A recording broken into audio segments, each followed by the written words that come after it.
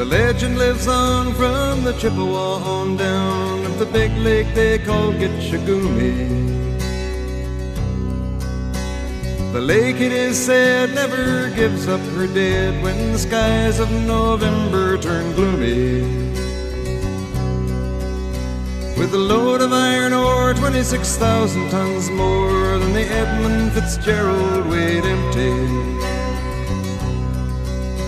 That good ship and true was a bone to be chewed when the gales of November came early. The ship was the pride of the American side, coming back from some mill in Wisconsin. As the big freighters go, it was bigger than most, with a crew and good captain well seasoned, concluding some terms with a couple of steel firms when they left fully loaded for Cleveland. Then later that night when the ship's bell rang, could it be the north wind they'd been feeling?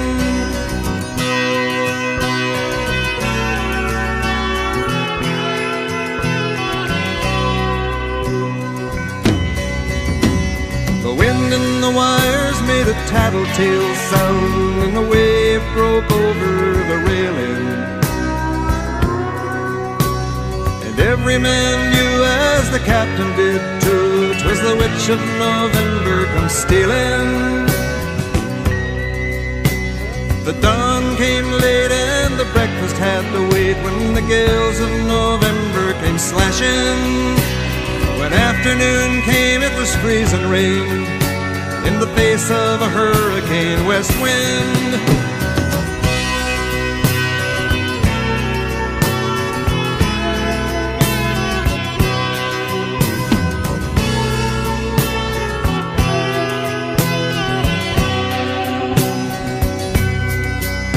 When supper time came, the old cook came on deck saying, "Fellas, it's too rough to feed you." At 7 p.m. a main hatchway caved in. He said, "Fellas, it's been good to know ya." The captain wired in, he had water coming in, and the good ship and crew was in peril. And later that night when his lights went out of sight, came the wreck of the Edmund Fitzgerald.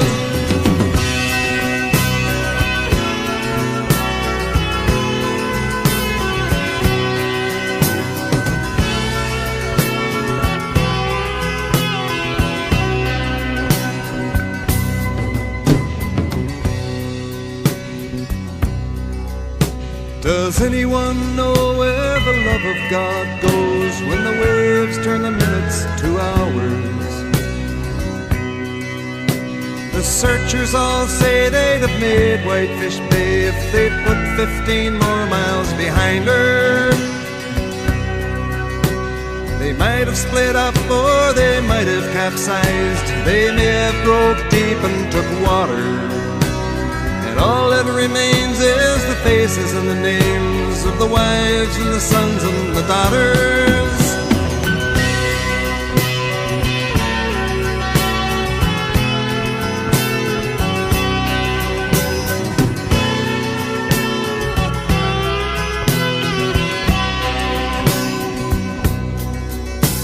Lake Huron rolls, Superior sings in the rooms of her ice water mansion. Old Michigan steams like a young man's dreams. The islands and bays are for sportsmen.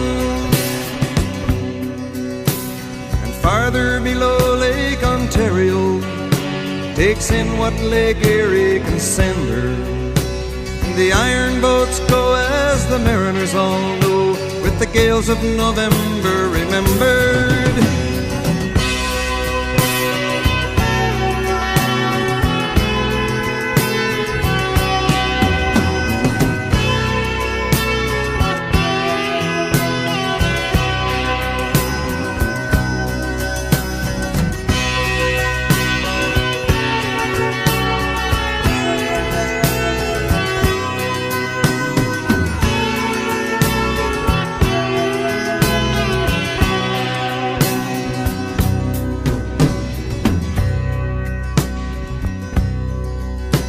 In a musty old hall in Detroit, they prayed in the Maritime Sailors' Cathedral.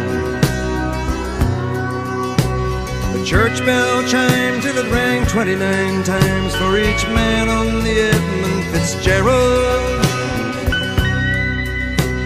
The legend lives on from the Chippewa on down of the big lake they call Gitchagumi. Superior, they said, never gives up her dead when the gales of November come early.